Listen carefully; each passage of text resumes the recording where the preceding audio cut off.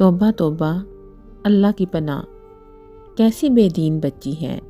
ارے گلو، تجھے اماں باوا نے نہیں بتایا کہ اذان ہو رہی ہو تو سر پر دوپٹہ اوڑھ لیتے ہیں، ننگے سر فرشتے لعنت بھیجتے ہیں۔ الماس، فاہرہ نے اپنے 8 سے 10 سالہ نوازی سے کہا، جو عید کے واقعات و حالات سے بے نیاز اشتیاق احمد کے رسالے پڑھنے میں مگن تھی۔ بے نیازی دیکھو شہزادی کی، کوئی اثر نہیں ہوا۔ اس کو مسلسل رسالہ پڑھنے میں مگن دیکھ کر زور سے بولی، ہائے نانو، مجھے کچھ کہہ رہی ہیں؟ مروہ ہڑبڑا کر بولی، سبحان اللہ۔ نانو اماں نے ہنکارا بھرا، ایک اس کی تربیت نہ ہو سکی، پر سارے جہان کا ٹھیکہ لے رکھا ہے۔ نانو نے نوازی کے ساتھ بیٹی کے بھی لتے لے ڈالے، جو مقامی پرائیویٹ اسکول میں پڑھاتی تھی اور سب کی مخالفت کے باوجود اس نقطۂ نظر سے نوکری کر رہی تھی کہ بچوں کی فیس سے بھی چھٹکارا ملے گا اور بچوں پر چیکنگ بھی رہے گی۔ عموماً یہ ہوتا تھا کہ اسکول میں کام کی زیادتی کی وجہ سے وہ دیر سے آتی اور مروہ اور فہد نانو کے ہاں پہنچ جاتے۔ واپسی پر جاتے جاتے دونوں بچوں کو ساتھ لے جاتی۔ 5-10 منٹ کا یہ عرصہ 50 منٹوں پر حاوی ہو جاتا۔ بچوں کی شکایات کا دفتر کھل جاتا۔ اسکول میں سارا دن مغز کھپا کر ہمنہ کے اندر ماں کی شکایات سننے کی ہمت نہ ہوتی۔ جواب دینا تو دور کی بات، بالعموم وہ کان لپیٹ کر بچوں کی انگلی پکڑتی اور نکل جاتی۔ اماں بولتی رہ جاتی، یہ صدا کی ہی ایسی ہے، روکھی بے نیاز، مگر پھپھیوں کی طرح میسنی۔ اف میرے خدایا، او بدبختہ، یہ کیا کیا؟ اللہ کی مار، ہائے ہائے، اب کیا کروں؟ مروہ نے قرآن پاک کا نسخہ چٹائی پر عام کتاب سمجھ کر رکھ دیا، اور اس میں اس کا بھی اتنا قصور نہیں تھا۔ سلیبس کی کتب میں اس طرح کی جلد میں تھیں۔ غلط فہمی میں ایسے ہوا، اور علم ہوتے ہی اس نے قرآن پاک کا نسخہ اٹھا کر چوم چام کے شلف پر رکھ دیا۔ نانو سے سوری بھی کر لی، لیکن نانو کا پارا نیچے نہیں آ رہا تھا۔ وہ مسلسل ہوا کے گھوڑے پر سوار بولے جا رہی تھیں، جب بھی آتی ہو کوئی نہ کوئی کرتوت دکھا کے جاتی ہو۔ اب اسی بے ادبی کی کسر رہ گئی تھی۔ فہد نے آہستہ سے کہا، نانو، آپ قرآن ایک پلڑے میں رکھ کر دوسرے میں غلہ تول کر صدقہ کر دیں، ہماری دادو تو ایسے ہی کرتی ہیں۔ پتہ نہیں کب انیسہ پاس آ گئی اور سمجھانے لگی، بیٹے، قرآن کی برابری دنیا کی کوئی دولت نہیں کر سکتی، یہ ہمارے بزرگوں کا طریقہ ہے، ضروری نہیں صحیح ہو، اللہ نہ کرے قرآن کی بے ادبی ہو یا گر پڑے تو اس کو تولا نہیں کرتے، یہ تو ایسی قیمتی متاع ہے کہ اس کی ایک آیت کی برابری ساری دنیا کی دولت نہیں کر سکتی۔ پھر مامی جان، پھر کیا کرنا چاہیے؟ فہد نے پوچھا، بیٹا، اپنی مرضی سے جو چیز چاہیں صدقہ خیرات کر دیں، استغفار کریں، نوافل پڑھ کر اللہ سے دعا مانگیں، لیکن قرآن توڑنے والی بات بذات خود بے ادبی ہے۔ چلو اٹھو، شاباش، یہ پیسے مسجد میں دے آؤ۔ اس نے بند مٹھی کو فہد کے ہاتھ میں اس طرح منتقل کیا کہ پاس بیٹھے کسی فرد کو بھی علم نہ ہو سکا کہ مٹھی کے اندر کتنی رقم تھی۔ اس کی مامی انیسہ بیگم تھی ہی ایسی، خاموشی سے مدد کرنے والی، اللہ سے ڈرنے والی۔ ایک تو آئے روز ان کے دورے ہی ختم نہیں ہوتے، نہ گھر کا خیال، نہ معصوم بچوں کا۔ بچوں کی زبانی اماں کے ٹرپ پر جانے کا سن کر اماں کا نان سٹاپ تبصرہ جاری تھا۔ یہ نہیں تھا کہ اماں کو بڑبڑاہٹ کی بیماری تھی، بلکہ غلط بات کو وہ برداشت کر ہی نہیں سکتی تھیں۔ پھر فالج نے ان کے وجود کو لاچار کر دیا تھا، لیکن زبان تھی کہ بے قابو ہو چلی تھی۔ ان کا شروع سے یہی نقطہ نظر تھا، بیٹیوں کی شادی کے بعد میکے کا رخ میکے والوں کی دعوت پر کرنا چاہیے، ورنہ دوسری صورت میں میکا بھی بیزار ہو جاتا ہے اور سسرال والے بھی ناخوش رہتے ہیں۔ وہ تو اللہ نے اکلوتی بہو اتنی سمجھدار دی تھی کہ ہفتہ میں 10 دفعہ آئے یا دن میں 10 دفعہ، اس نے کبھی نند یا نند کے بچوں کے آنے پر برا نہیں مانا تھا۔ وہ سادہ مزاج اور نیک دل عورت تھیں۔ اے ستیہ ناس، کبھی ماں نے یا اسکول والوں نے یہ نہیں بتایا کہ دائیں طرف نہیں تھوکتے؟ نانو نے مروہ کو تھوکتے دیکھ کر ناگواری سے کہا، کیا مطلب نانو؟ کبھی کہتی ہیں دائیں طرف نہ تھوکو، کبھی کہتی ہیں بائیں طرف نہ تھوکو۔ اللہ کے نبی صلی اللہ علیہ وآلہ وسلم نے منع کیا ہے۔ بغیر کسی لحاظ کے مروہ نے تڑ سے کہا، اگر ہم آپ کے ہاں آ ہی جاتے ہیں تو بول بول کر ٹکنے نہیں دیتی۔ دائیں ہاتھ سے کھاؤ، چبا چبا کر کھاؤ، سر ڈھک کر رکھو۔ اذان کے درمیان کیوں بولی؟ یہ کیوں کیا، وہ کیوں کیا؟ نانو نے حیرانگی سے اسے دیکھا۔ جوں ہی وہ چپ ہوئی تو کہنے لگیں، اگر ہدایت نہیں چاہیے، تربیت کی ضرورت نہیں، تو مجھے کیا ضرورت ہے؟ جو مرضی کرو بابا۔ انہوں نے جذبات میں آ کر ہاتھ جوڑ کر کہا، مجھ سے یہ بے دینی دیکھ کر رہا نہیں جاتا۔ مگر انہوں نے ٹھنڈی سانس خارج کی۔ بلائی کا زمانہ ہی نہیں۔ وہ دوپٹے کے کونے سے آنسو پونجھ رہی تھیں کہ انیسہ آم کا ملک شیک لے آئی۔ جاتے وقت خاموشی سے مروہ کو انگلی پکڑ کر ساتھ لے گئی۔ آخر بچی تھی، 8-9 سال کی۔ ہر وقت دین دین کی گردان سن کر کہیں دین سے وہ متنفر ہی نہ ہو جائے۔ بم دھماکے کی خبر نے رہے سہے حواس ختم کر دیے۔ ہمنا کی ناند اور میاں ان دنوں پنڈی گئے ہوئے تھے۔ ایک ایک زخمی اور مرنے والوں کی تفصیل دی جا رہی تھی۔ دونوں کے سیل آف تھے۔ ہمنا روتی دھوتی اماں کے پاس آ گئی۔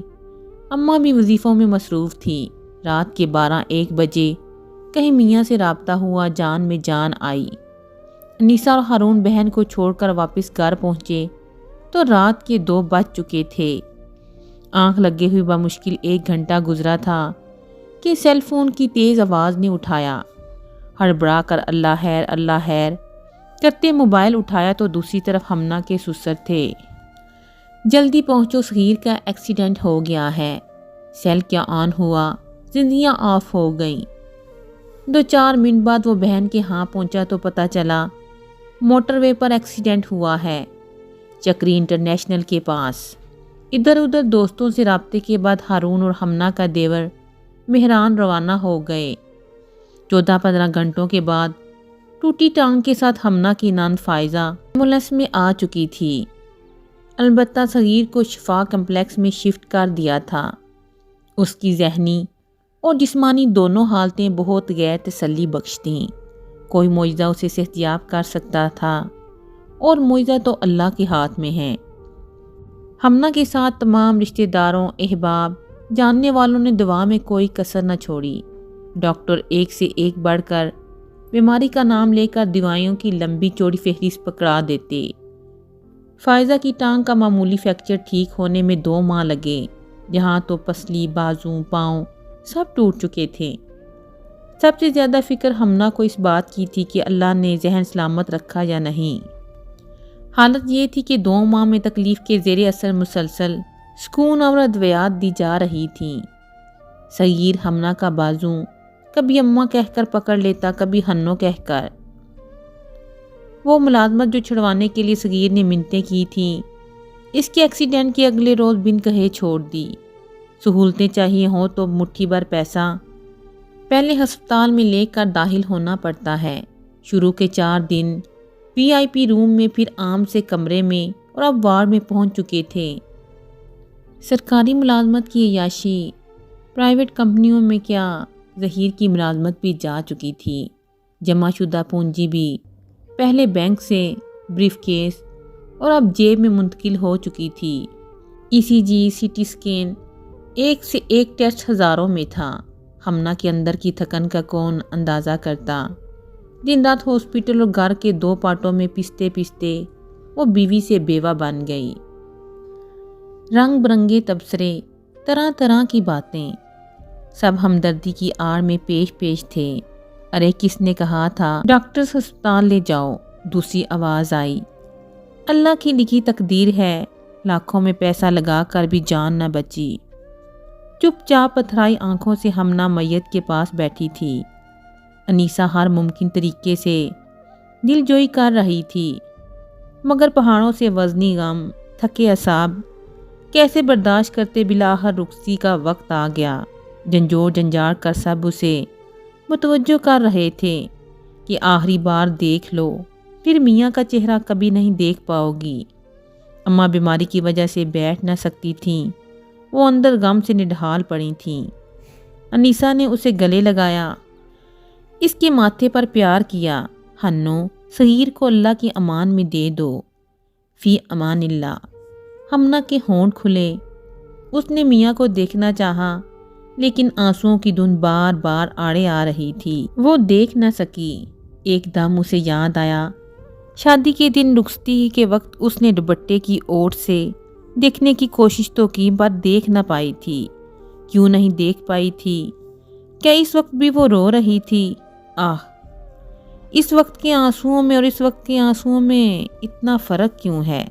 وہ صدمے سے نڈھال ایک طرف کو لڑک گئی۔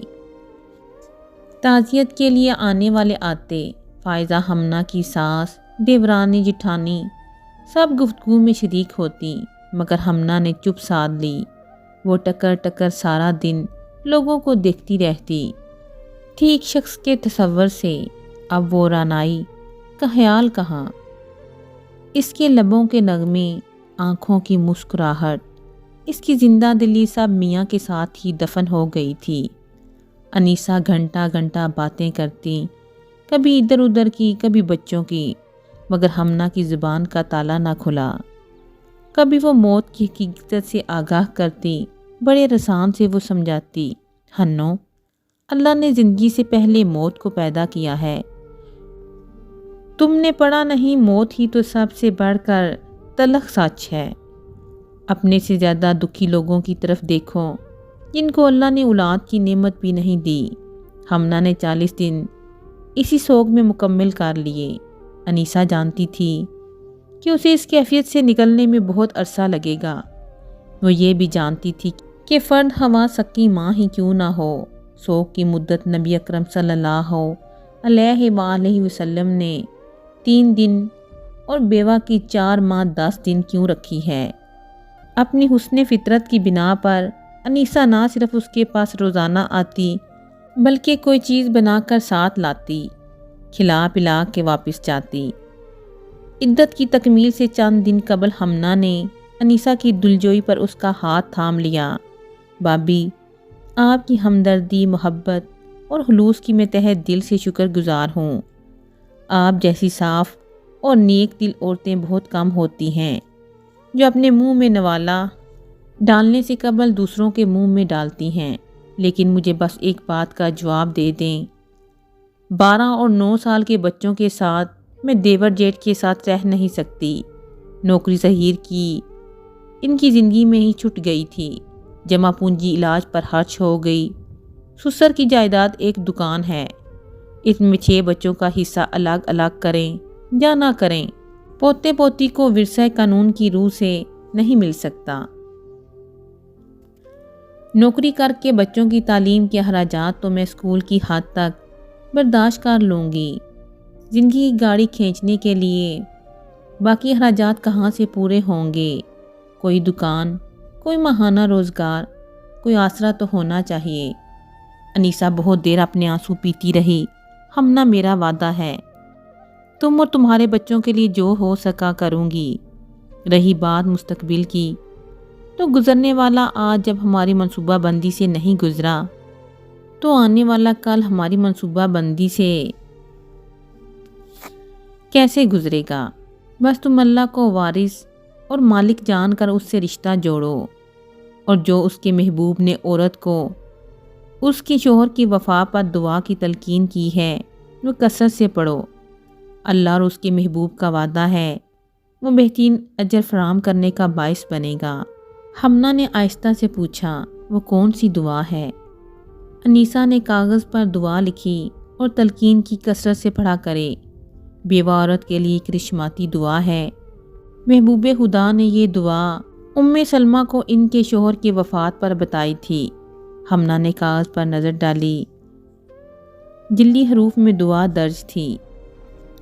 ہمنا نے دل میں سوچا، سارے خونی رشتے تو فانی اور جدا ہونے والے ہیں، باقی رہ جانے والی ہستی سے یہ دعا مانگ کے بھی دیکھ لیتے ہیں۔ اماں، آپ سے ایک بات کرنا تھی۔ انیسہ نے شوہر کے جاتے ہی ساس کو مخاطب کیا۔ ساس نے تسبیح ایک طرف رکھی اور متوجہ ہو کر بیٹھ گئیں۔ اماں، آپ نے ہمنا کے متعلق کیا سوچا؟ ساس نے بوئیں اچکائیں۔ کیا سوچنا ہے؟ پہلے کیا وہی ہوا ہے جو ہم نے سوچا تھا؟ انہوں نے الٹا اس سے سوال کیا۔ نیسا کی آنکھ سے آنسو گرا۔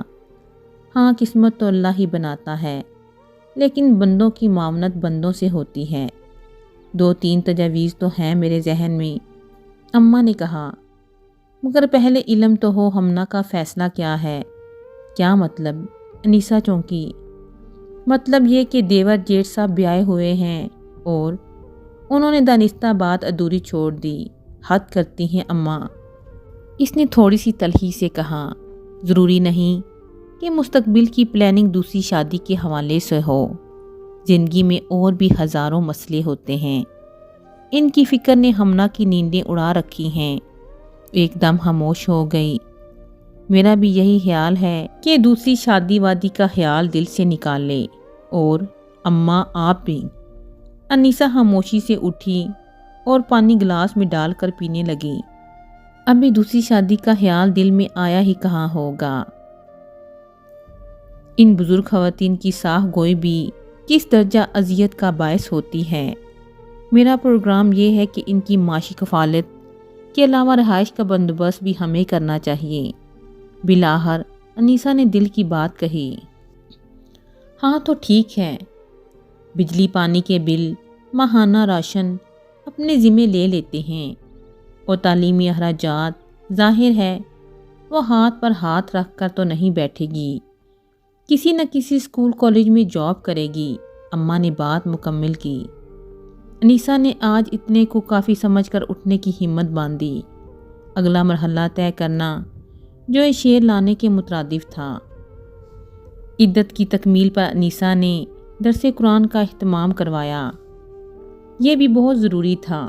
زندگی کے مقاصد، آزمائشوں کا مفہوم علم نہ ہو تو زندگی کے پہلے تھپڑے پر بھی انسان ہمت ہار دیتا ہے۔ لمبی دعا کے بعد کھانا کھلایا گیا۔ رشتہ دار، دوست، احباب سب ہمنا کی دلجوئی کے لیے موجود تھے، اور سب کے لبوں پر ایک ہی سوال تھا۔ کسی کا انداز ڈکا چھپا تھا اور کسی کا سامنے۔ ہمنا اب کیا کرو گی؟ ہمنا ٹھنڈی آہ بھرتی اور کہتی، جو اللہ کی رضا کہہ کر دوسرے بندے کی طرف متوجہ ہو جاتی۔ 6 ماہ کے بعد یہ اس کی میکے میں پہلی رات تھی۔ اماں، آپ مشورہ دیں میں کیا کروں؟ اس نے اماں کے ساتھ والے پلنگ پر لیٹتے ہوئے کہا۔ اس کے یتیم بچے کب کے سوئے ہوئے تھے۔ تمہاری ساس سسر کا کیا کہنا ہے؟ اماں، وہ تو خود اولاد کے محتاج ہیں۔ کرائے کا گھر ہے، میرے لیے یہ چیز بہت مشکل ہے کہ دیورانیوں جٹھانیوں کے ساتھ رہوں۔ پھر کیا ارادہ ہے؟ اماں نے دھیمے لہجے میں کہا، میں تو فی الحال دعا پر تکیہ کیے بیٹھی ہوں، اور ارادہ کیا عزم یہ ہے کہ 4-6 سال میں مروہ کی تعلیم کی تکمیل کے ساتھ ہی بیاہ دوں گی۔ فہد کو زیادہ نہیں BSc تک کا ارادہ ہے۔ اب اولاد ہی میری کل کائنات ہے، اس کے علاوہ اور میں نے اللہ پر سب چھوڑ دیا ہے۔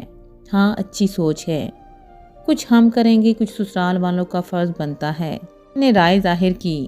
ہمنا چڑ گئی۔ اماں، بے فکر رہیے، میرا سسرال کے آگے ہاتھ پھیلانے کا ارادہ ہے، نہ میکے کا احسان لینے کا ارادہ ہے۔ میرا جو حصہ بنتا ہے وہ مجھے دے دیجئے، میں اسی میں زندگی گزار لوں گی۔ کیا کہا؟ تمہارا کون سا حصہ؟ اماں ایک دم حیرانگی سے بولیں۔ کیا گھاس کھا گئی ہو؟ ابو کی جائیداد میں میرا حصہ، اس نے کمال سکون سے کہا۔ پورے 4 ماہ سے انیسہ یہی سبق پڑھا رہی تھی۔ اماں تو جیسے کرنٹ کھا گئی ہوں۔ ارے باولی ہو گئی ہیں، کون سا حصہ، کیسی جائیداد؟ کیا تمہاری دادی پردادی نے بھائیوں سے اپنا حصہ بٹورا، یا تمہاری پھپھو، نانی، خالاؤں نے؟ یہ بھائیوں کا جدی پشتی حق ہوتا ہے۔ آج تو یہ بات کر دی، آگے نہ کہنا۔ کیا تم بھول گئی ہو کہ جہیز کے لیے کون سی سہولت تھی جو ہم نے تمہیں فراہم نہیں کی۔ موٹر بائک، اے سی سے لے کر گھر کی چھوٹی سے چھوٹی چیز فراہم کی، وہ اسی حصے میں تھی۔ پہناؤں میں نندوں ساس کو سونے کے کڑے جھمکے تک بنوا کر دیے۔ وہ کون سے آسمان سے نازل ہوئے تھے؟ زیادہ سے زیادہ ماہانہ راشن، بجلی پانی کے بل کی ذمہ داری، گرما سرما کے کپڑوں کا فریضہ یہ غریب اپنے ذمہ لے سکتا ہے۔ وہ اللہ کا فیصلہ تھا، یہ اس کے بندوں کا فیصلہ ہے۔ اماں آپ کی بڑی مہربانی، لیکن مجھے اپنے حصے کو وصولنا ہے اور اس سے چھوٹا موٹا گھر خریدنا ہے، تاکہ اللہ نے مجھ سے چھپر چھاؤں واپس لے کر جو تپتی آزمائش ڈالی ہے، اس میں عزت کے ساتھ رہ سکوں اور بال بچے پال سکوں۔ لیکن ہنو، ہماری برادری میں یہ بات گناہ سمجھی جائے گی، تم جانتی ہو۔ آج تک کسی عورت نے حصہ لینے کی بات منہ سے نہیں نکالی، اور تم یہ بھی جانتی ہو تمہارے ابا کی چھوڑی جائیداد صرف اور صرف یہ گھر ہے۔ کیا اب گھر بیچ دیں؟ اماں کی آواز شدت جذبات سے پھٹ رہی تھی۔ یہ میں نے کب کہا؟ ہمنہ نے تسلی سے کہا۔ اللہ میری فرشتوں جیسی بھابھی، بائی اور آپ کے سر پر اس گھر کا سایہ سلامت رکھے۔ مجھے گھر نہیں چاہیے، اس کی قیمت لگا کر حصہ دے دیں یا اوپر الگ سے پورشن بنوا دیں۔ توبہ توبہ، یہ تمہیں کس نے پٹی پڑھائی؟ اماں برہم ہو کر بولی۔ حالات نے اور آپ نے۔ بچپن سے آپ نے ہر بات پر دین کا سبق پڑھایا۔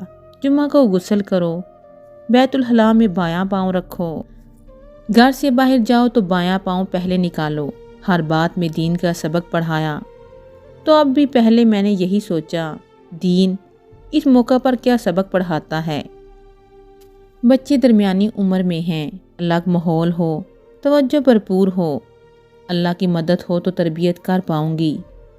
سسرال میں بھی آپ کا سکھایا دین نامحرموں کے ساتھ رہنے سے اور دستے سوالے دراز کرنے سے روکتا ہے۔ بس یہی آسرا نظر آتا ہے کہ دین نے جو شرعی حصہ دیا ہے اسی لے کر گھر بناؤں اور تھوڑی بہت خود کمائی کروں گی، پھر اللہ جو کرے گا بہتر کرے گا۔ اماں نے کچھ کہنے کے لیے ہونٹ کھولے، پھر گمسم ہو گئیں۔ لوہا گرم دیکھ کر ہمنہ تکیے کے سہارے بیٹھ گئی۔ اماں، یہ مت سوچیں کہ میں غلط کر رہی ہوں، اگر میں یہ حق نہیں لوں گی تو غلط ہوگا، ابا کی روح تکلیف میں رہے گی۔ چاہیے تو یہ تھا چھوٹی چھوٹی باتوں میں دین کو سامنے رکھنے والے بڑے بڑے معاملات میں دین سے مدد لیں۔ ایسے نہیں ہوتا تو خود بھی عذاب بھگتتے ہیں اور جانے والوں کو بھی تنگی میں رکھتے ہیں۔ آنسوؤں سے ہمنہ کا لہجہ بھیگا ہوا تھا، وہ رو رہی تھی۔ اماں کا ہاتھ تھام کر اس نے چوما۔ یہی اصل دین ہے، اسی کا ہم سے سوال ہوگا نا۔ لیکن کیا گھر بیچ دیں؟ ہم کہاں جائیں؟ گھر بیچنے کی ضرورت نہیں، اس میں سے میرے حصے کی رقم جب بھی سہولت ہو ملے مجھے دے دیں۔ لیکن اماں نے کچھ کہنا چاہا، حق بات میں چونکہ اور چنانچہ شک ڈالتا ہے، شیطان کو قوت فراہم کرتا ہے۔ بس آپ یہ سوچ لیں، جب تک ہر حقدار کو اس کا حق نہیں ملتا، قبروں میں موجود وارث بے سکون رہتے ہیں۔ کیا آپ ابا کو سکون نہیں دلوانا چاہتی؟ اماں کی آنکھوں سے چھم چھم آنسوؤں کی برسات شروع ہو گئی۔ اماں کی سسکیوں کا مطلب ان کی رضامندی تھا۔ کمرے سے باہر کھڑی انیسہ بھی رو رہی تھی۔ اس کی اسکیم کامیاب ہوئی۔ اس نے اپنے دونوں بازوؤں میں موجود سونے کی چوڑیوں پر نظر ڈالی اور اپنے آپ سے کہا، یہ چوڑیاں اور بری کا باری برکم سیٹ تو میں نے ظہیر بائی کی وفات کے اگلے دن ہی نکال لیے تھے کہ اماں حق دینے پر راضی ہو گئیں تو یہ بیچ کر رقم یکمشت ادا کر دیں گے اور بیوہ کو چھات کی فراہمی کے ساتھ خاندان میں پش کا پش سے پائی جانے والی رسم کو ختم کر کے اللہ کے ہاں سرخرو ہوں گے۔ اور اگر ایسا نہ ہوا تو ابا کی جائیداد میں سے مجھے ملنے والا پلاٹ بیچ کر چھوٹا سا گھر تو خرید کر دیا جا سکتا ہے اور جنت میں محل لینے کے لیے یہ اتنا مہنگا سودا بھی نہیں ہے